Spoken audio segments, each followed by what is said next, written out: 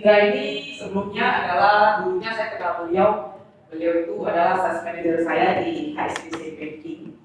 Bu Indra juga seorang hidrografis. Ini semua banker 198 2011. Bankernya juga ada di Mestika ya, kayak gitu ya. Ya, sempat di Bank Mestika, HSBC. Insurance, CFP, IWP, AOPT, JHT,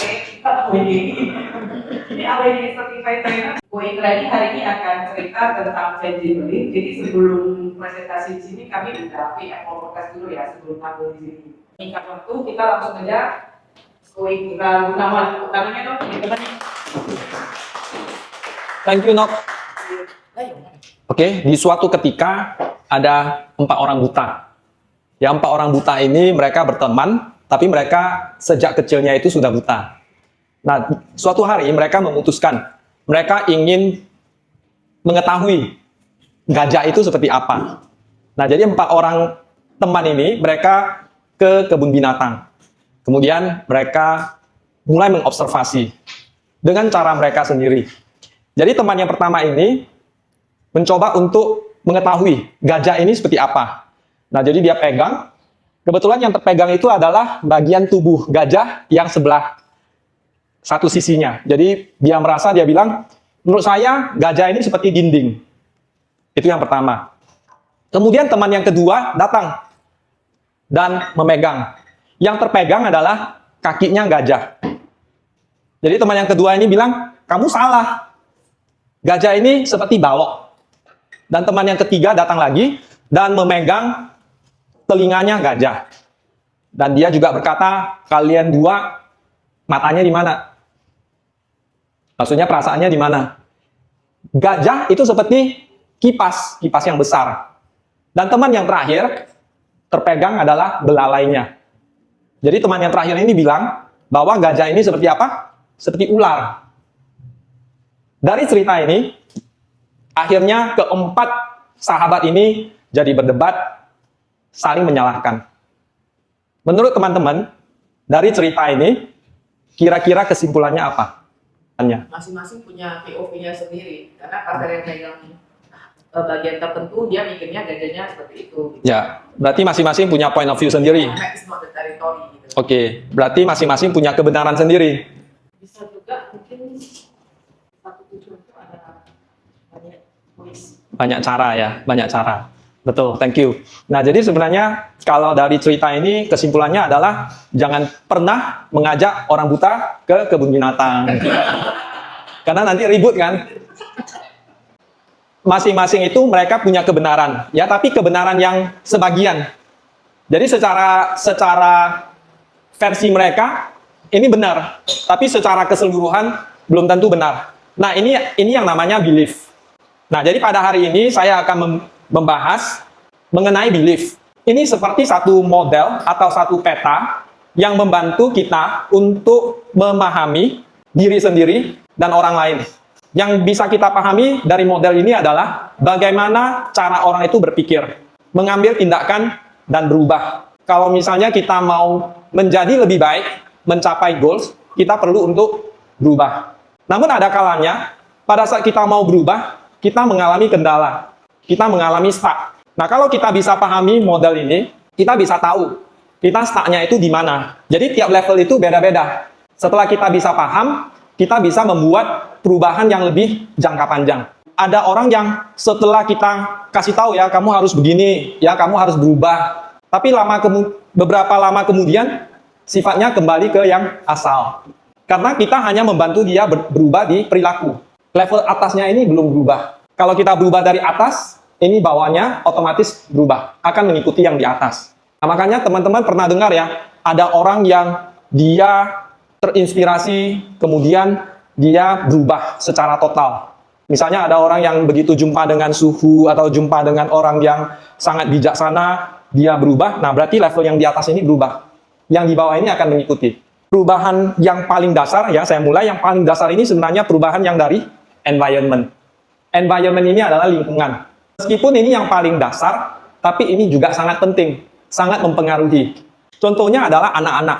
Pada saat seorang anak itu dilahirkan, level-level yang lain ini dia masih belum ada. dia akan berada di lingkungannya kita. Kalau kita sebagai orang tua, dia akan masuk ke dalam lingkungannya kita. Dan ini juga sangat tergantung dengan waktu. Jadi yang pertanyaan environment itu adalah lokasi, ya, di mana dia dilahirkan, di mana tempat kita beraktivitas, waktu, dan dengan siapa. Makanya, kalau anak yang dilahirkan itu di zaman dulu, seperti orang tua kita. Orang tua kita itu kan pernah mengalami yang namanya resesi, pengguntingan mata uang, tahun 65, 60-an. Nah, makanya orang tua kita itu sangat suka menyimpan yang namanya emas. Tapi kalau kita yang tidak pernah mengalami masa itu, bagi kita tidak begitu oke simpan emas. Lebih bagus saya simpan saham. Nah, kita setelah memahami ini, kita bisa tahu karena orang tua kita ini, lingkungan waktu dia pertama dilahirkan, dia masuk ke krisis. Makanya cara pandangnya itu berubah. Kalau anak kita yang sekarang, dia lahir di zaman AI, pasti cara berpikirnya juga berubah, actionnya juga berubah. Nah, makanya environment ini sangat menentukan. Nah, environment ini, selain tempat, kita juga perlu tahu bahwa lingkungan ini, di sekitar kita ini siapa. Contohnya ya, kalau hari ini saya sama Novi teman baik. Dari dulu saya udah kenal Novi, saya tahu sifatnya. Dan tiba-tiba satu hari Ko Alum datang, kasih tahu ke saya, Indra, tahu nggak, si Novi itu orangnya ternyata suka gosipin. Kamu digosipin loh. Terus dia suka minjam uang, nggak balikin. Kalau saya udah kenal sama Novi udah lama, saya akan merasa apa? Nggak benar lah. Saya udah kenal kok sama si Novi. Tapi nggak lama kemudian Edison datang. Lu tahu nggak, si Novi itu di belakang kamu gosipin kamu loh. Kemudian si Sally datang juga kasih tahu hal yang sama. Kira-kira belief saya terhadap Novi berubah nggak? Mungkin sudah mulai goyang. Ada apa ini dengan si Novi? Kenapa banyak orang yang... Nah, ini orang-orang yang di sekitar saya ini adalah lingkungan. Nah, lingkungan itu kalau misalnya kita sering mendapat ide-ide, ya, dan ide ini berulang-ulang, ini akan mempengaruhi kita. Makanya, kita harus bisa menjaga lingkungan kita itu seperti apa. Orang-orang yang di sekitar kita itu seperti apa. Dan lingkungan ini juga ada research-nya. Salah satu research yang dilakukan itu di universitas di Amerika, tahun 2016, mereka melakukan satu research di kantin. Jadi kantin ini adalah tempat mahasiswa itu makan, staf dari universitas itu makan di kantin ini. Yang mereka ubah itu adalah letak dari minum. Kita tahu ya, kalau di Amerika itu, orang itu suka minum air soda, Coca-Cola, menggantikan air minum. Nah, jadi mereka letak yang Coca-Cola yang selama ini ditaruh di depannya kasir, itu dipindahin. Letaknya agak jauh, di sudut, di ujung. Air minum itu ditaruh di depannya kasir. 1 bulan kemudian yang terjadi adalah penjualan air minum naik 16%. Penjualan soda, minuman soda, turun 20%. Dan ini yang hebatnya dilakukan tanpa pihak researchernya itu nggak kasih tahu. Dia nggak kasih tahu, kalian harus minum air putih ya. Air putih ini sehat untuk kalian. Tidak ada pemberitahuan. Harganya juga dibuat sama. Sodanya juga tidak disembunyikan, bukan dihilangkan. Nah, berarti semuanya sama, tapi yang diubah adalah letaknya. Berarti lingkungannya. Orang itu sangat gampang dipengaruhi oleh lingkungan. Nah, makanya kalau kita mau hidup sehat, berarti kita harus mengganti lingkungan. Kulkas kita itu lebih banyak buah-buahan, lebih banyak minuman sehat. Dan di lingkungan ini juga mulai ditanamkan bibit-bibit. Ya, bibit ini adalah ide-ide atau pikiran. Dan anak kita, ya kalau dilahirkan, anak kita itu tidak bisa milih lingkungan. Betul nggak? Tapi kita bisa menciptakan lingkungan untuk anak kita. Supaya apa? Supaya mendukung dia untuk bertumbuh.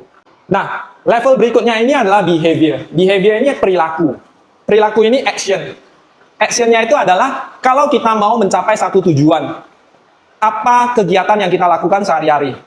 Apa action yang kita ambil? Karena kalau kita punya planning yang sangat bagus, rencananya sudah super mantap, tapi tidak ada actionnya, ini juga tidak akan berhasil untuk mencapai perubahan. Karena kalau misalnya kita tidak punya action atau kita kurang fokus, ini juga tidak akan memberikan hasil yang bagus. Dan di sini juga dituntut action kita ini bukan hanya berdasarkan mood, tapi harus konsisten. Sekarang dilakukan, besok juga dilakukan, seterusnya juga dilakukan. Level berikut adalah capability. Capability ini adalah kemampuan. Selama ini misalnya saya sudah telepon nasabah ya. Kalau di Action ini kan saya harus teleponnya itu 10 nasabah misalnya setiap hari. Nah, kalau di sini saya upgrade skill saya. bagaimana cara saya untuk teleponnya dengan percaya diri. Teman-teman lain yang ada buat branding, buat konten sosial media. Nah, di sini kan kita disiplin, tiap hari buat kan. Nah, kalau yang di sini, skill kita untuk buat konten ada meningkat enggak? Berarti di sini yang kita upgrade ini adalah skillnya kita. Jadi kalau misalnya kita mau punya komunikasi skill yang lebih baik, mendengarkan orang lain, berarti kita perlu punya mentor, perlu punya coach. Tapi kalau kita terus latihan, tidak pernah dikasih feedback, hasilnya adalah apa? Ya, jadi permanen. Yang tidak bagus juga jadi permanen. Kita perlu ada seseorang yang bisa memberikan kita feedback. Dan yang di sini juga sangat mempengaruhi level-level yang di atas. Contohnya ya, anak kita itu kalau dilahirkan, biasanya kan waktu sekolah di TK itu mereka semangat.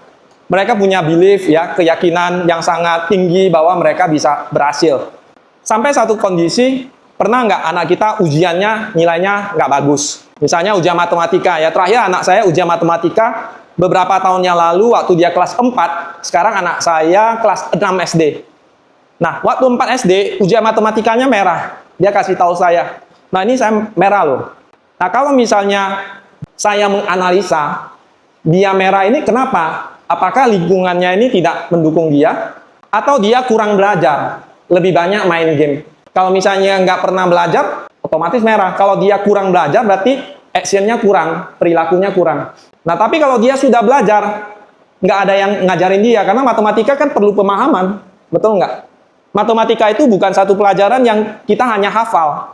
Nah, kalau di sini kita tidak ada orang yang membantu dia untuk memahami, akhirnya skillnya itu kurang. Nah, kalau skillnya kurang, dia terus-menerus gagal, akibatnya apa? Belief-nya terganggu. Padahal belief-nya mungkin di awalnya bagus loh. Dia percaya diri, dia positif. Nah, makanya teman-teman juga bisa mengupgrade skill dengan cara yang cepat. Ya, makanya kalau misalnya kita sudah punya belief yang benar, skill-nya ini juga perlu mendukung.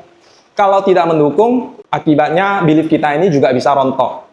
Nah, jadi setelah capability, ini adalah level belief. Nah, level belief ini bisa melok yang di bawah. Ya, melok ini artinya apa? Kalau orang punya belief yang tidak bagus atau negatif, kita kasih training pun hasilnya juga nggak muncul.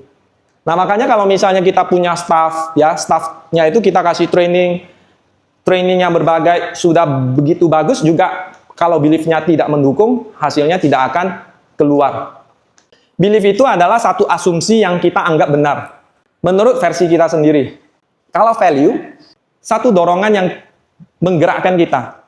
Ini yang kita anggap penting dalam kehidupan kita. Di awal tadi Cici ini ada bilang ya, di zaman perubahan AI yang begitu cepat, yang perlu kita tanamkan ke anak sebenarnya adalah value yang biasanya tidak berubah, yang bisa bertahan lama. Meskipun kadang-kadang value itu tidak kita secara eksplisit tuliskan, tapi sebenarnya ada. Dan value itu kan kita ulang-ulang. Sampai satu kondisi kalau dia sudah dewasa, value ini sudah menetap di dalam dirinya. Dan value ini tidak berubah. Kalau kita tanamkan secara benar. Ini ada gambar seperti bola-bola ya. Nah, teman-teman tentu pernah mendengar cerita. Dalam hidup, kita biasanya juggling.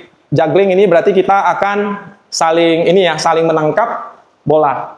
Dan dalam hidup kita ada bola terbuat dari kaca, ada bola yang terbuat dari karet. Bola yang terbuat dari kaca itu apa?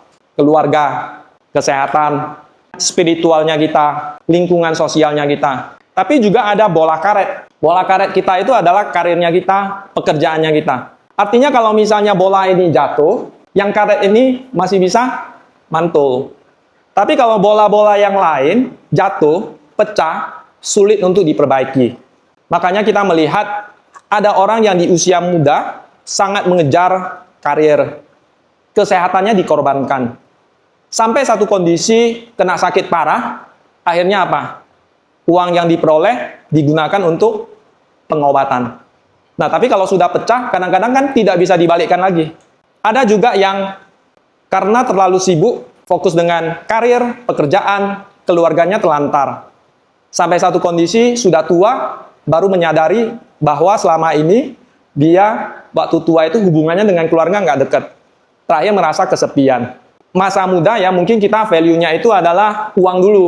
Ya nggak masalah, tapi sampai satu kondisi kita harus tahu bahwa materi ini tidak bisa selalu menjadi fokus utama. Kalau misalnya kita fokus utamanya dengan uang, kita korbankan yang lain, kadang-kadang itu tidak bisa dibalikkan. Nah makanya teman-teman kita yang masih belum masuk pensiun, kita harus tahu bahwa hidup manusia itu ada musim. Kalau misalnya di negara yang 4 musim, berarti ada masa musim semi, musim panas. Di situ kita produktif. Tapi kalau sudah masuk ke musim gugur, ya mungkin di situ ada masa-masa peralihan. Kita mulai slowing down.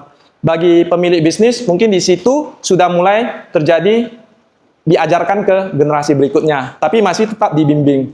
Waktu musim dingin, berarti saatnya sudah pensiun. Tidak bisa setiap musim itu sama. Nah, kalau kita punya kesadaran itu, ya mungkin nanti waktu kita tua, tidak terlalu susah atau menyusahkan anak. Nah, jadi belief ini adalah kalau di NLP namanya generalisasi. Kita mengalami satu pengalaman hidup, kemudian kita mengambil satu makna. Ya, jadi ada maknanya apa, penyebabnya apa. Nah, contoh misalnya kita pernah rugi investasi, ya. Semua orang pasti mengalami ini kan. Ada yang nggak pernah ngalamin kerugian investasi? Pasti pernah ya, jumlah dikit, jumlah banyak. Nah, kalau misalnya kita mengalami kejadian ini, kita kasih maknanya apa? Kalau misalnya kita kasih maknanya tidak ada nasib investasi, berarti kalau ini diulang-ulang, ini akan jadi belief. Ada juga yang pernah ditipu. Ya, ditipu ini kita kasih makna apa? Oh, berarti saya tidak ada orang yang bisa dipercaya di dunia ini. Dari kejadian yang dialami atau pengalaman hidup, kita kasih makna. Makna ini adalah kalau diulang-ulang ini akan jadi belief. Nah, ini belief-belief yang lain, ini juga generalisasi. Ya, hidup susah sudah takdir, sudah tidak bisa sembuh. Jadi kalau waktu seorang mengalami penyakit, dia merasa tidak bisa sembuh, berarti dia sudah mengambil beliefnya sendiri atau pilihannya sendiri. Ya, semua masalah ada solusinya. Nah, ini juga yang perlu kita tanamkan mulai dari awal. Nah, ini yang saya tanamkan ke anak saya. Kalau ada masalah, ya semua masalah ada solusinya. Berarti setelah kalau dia punya belief ini, dia akan cari solusinya. Ya, nah ini kalau di asuransi juga, teman-teman saya itu sering bilang, produk kita mahal. Produk yang lain lebih murah. Nah ini jadi belief. Begitu dia punya belief ini, dia nggak akan jualan. Nah makanya kalau teman-teman ya punya perusahaan, timnya itu, atau kita punya anggota, dia merasa produk kita mahal. Nah ini masalah. Padahal mahal itu kan relatif, ada value-nya. Selama dia merasa ini mahal, dia nggak akan jual, dia nggak akan percaya diri. Jadi belief-nya ini harus diganti dulu. Terus menjual adalah melayani. Nah kemarin saya tanya Novi, Nov, menjual itu bagi kamu apa? Nah kalau Novi kemarin jawabnya ini adalah menjual berarti saya melayani orang lain. Kalau kita punya belief seperti ini, waktu ditolak, kita fine-fine aja. Berarti lu bumia cuy untuk layani lu. Kita nggak akan down. Tapi kalau misalnya kita nggak punya belief ini, kita rasa, oh saya jual berarti saya mau dapat komisi. Nah waktu ditolak kan kita down kan. Tapi kalau misalnya kita punya belief seperti ini akan mendukung kita. Nah jadi belief-belief ini tidak ada benar, tidak ada salah. Tapi belief ini mendukung kita atau enggak. Nah ini belief kalau misalnya kita punya, ini contoh ya, misalnya kita punya belief ekonomi is slowing down. Sing lian eleng ini paling sering. Saya jarang jumpa pengusaha dia bilang, oh sing lian hoco dong. Nggak pernah ya? Pernah nggak? Saya nggak pernah loh. Kalau dia merasa ekonomi sulit, akibatnya dia merasa ya berarti nggak ada orang yang sanggup beli produknya atau jasanya. Berikutnya berarti dia merasa ya udah karena ekonomi sulit, saya nggak usah upgrade diri. Padahal sebenarnya kalau ekonomi lagi sulit, sebenarnya kan ada cara kan, bagaimana kita menjual di ekonomi sulit. Ada strateginya, mungkin ada skillnya. Nah tapi karena dia sudah percaya, dia nggak akan mau untuk belajar lagi, untuk mencari tahu lagi. Kemudian ada juga misalnya pengusahanya, ya udahlah cut budget aja, karyawannya dikurangi, budget untuk promosi dikurangi. Nah akibatnya nggak ada sales. Terus dia bilang, ya betul juga, ekonomi lagi sulit. Nah ini berarti confirm. Nah, ya, karena kalau ini sudah ikut, ini ikut. Nah ini kan kalau misalnya kita actionnya juga kurang, kita juga nggak percaya diri, kita nggak agresif, ya pasti hasilnya begini. Nah ini juga akan, berarti benar apa yang saya rasa ini sudah benar. Nah tapi kalau misalnya kita bisa shift sedikit ya, shift, kita bisa tahu ya bahwa ekonomi sulit justru ada pengaruh, ada kesempatan. Kalau Bapak Ibu yang dulu pernah tahun 98 krisis itu kan terjadi shifting kan. Orang yang perusahaannya banyak hutang dolar, bangkrut. Tapi banyak pengusaha baru yang muncul. Kita pertanyakan lagi belief-nya benar nggak? Nah kalau misalnya ini kita jawab mungkin, berarti kita sudah mulai ragu dengan belief kita. Jadi untuk ganti belief, kita buat keraguan dulu. Mungkin nggak ada informasi yang kita nggak tahu, kita belum pelajari. Nah ini kalau sudah mulai ragu, kita masuk yang kedua. Kalau misalnya saya masih megang belief ekonomi sulit, akibatnya apa bagi saya? Saya mengalami apa? Ada nggak kerugiannya? Kalau nggak ada kerugian, ya saya nggak perlu mengganti belief. Tapi kalau misalnya saya ada kerugian, akibatnya bisnis saya, omsetnya turun. Kemudian kalau omsetnya turun, penghasilan saya berkurang. Nanti keluarga saya mau makan apa? Nah ini kira-kira berarti di sini kita mulai merasa memang ada ruginya kalau belief ini saya pegang. Yang ketiga adalah, misalnya saya nggak punya belief ini. Belief ini nggak ada. Ya bahwa ekonomi ini sulit. Apa yang akan saya alami? Ya mungkin saya akan jor-joran, omset saya akan naik. 3 pertanyaan ini yang perlu kita lakukan untuk mengganti kakinya. Jadi kita perlu tahu dulu bahwa memang ada rugi loh. Kalau saya megang belief ini, saya rugi, berarti saya perlu untuk menggantinya. Waktu kita menghadapi satu masalah kan, walang buat ini belief, tujuannya kan proteksi walang lah. Tapi waktu walang bangun ini kayak proteksi kan, siang nggak walang bangun dinding, melindungi walang lah. Supaya waktu walang tan gagal ya. Walang ini alasan cuk lah ya, sing ini lagi lengkin lah. Tapi ini mikir kan, cuk walang pin becut ya. Pin walang penjara, malahan walang gila bin ya. Nah, tidak keluar dari tembok ini ya. Betul. Sebenarnya tujuan kita buat belief ini kan sebenarnya generalisasi bantu walang mah. Supaya apa yang walang menghadapi ini masalah walang icai tiao deal mah. Makanya walang buat alasan kan, walang kasih makna terhadap pengalaman yang tidak menyenangkan. Tapi hati-hati begitu kita kasih makna itu kan kita lagi bangun tembok. Supaya apa yang unik kejadian kan, walang generalisasi untuk proteksi walang loh. Nah tapi begitu protek walang pun becut dia. Terakhir walang saking percaya, terakhir kita di dalam.